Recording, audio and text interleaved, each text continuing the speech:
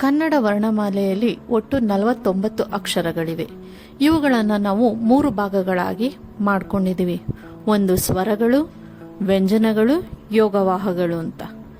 ಈ ವರ್ಣಮಾಲೆಯ ಅಕ್ಷರಗಳನ್ನು ಹೇಗೆ ಪ್ರೊನೌನ್ಸ್ ಮಾಡೋದು, ಉಚ್ಚಾರಣೆ ಹೇಗೆ ಮಾಡೋದು ಅನ್ನೋದನ್ನ ನೋಡೋಣ. ಅ, ಆ, ಇ, ಈ, ಉ, ಊ, ಋ, ಎ, ಏ, ಐ, ಓ, ಓ, ಔ, ಅಂ, ಅಹ. ಇವುಗಳನ್ನು ನಾವು ವ್ಯಂಜನಾಕ್ಷರಗಳು ಅಂತ ಹೇಳಿದೆ ಅಲ್ವಾ. ಈ ವ್ಯಂಜನಾಕ್ಷರಗಳನ್ನು ನಾವು ಉಚ್ಚಾರಣೆ ಮಾಡಬೇಕಾದ್ರೆ ಕ, ಖ, ಗ, ಘ ಅಂತ ಹೇಳ್ತೀವಿ ಅಂತ ಅಲ್ವಾ.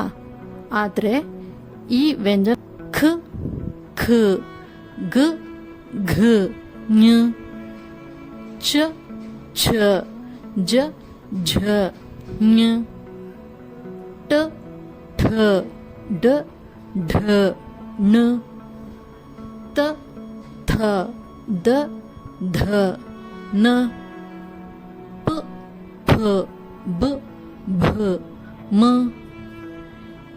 ಯ, ರ, ಲ, ವ, ಶ, ಶ, ಸ, ಹ, ಳ.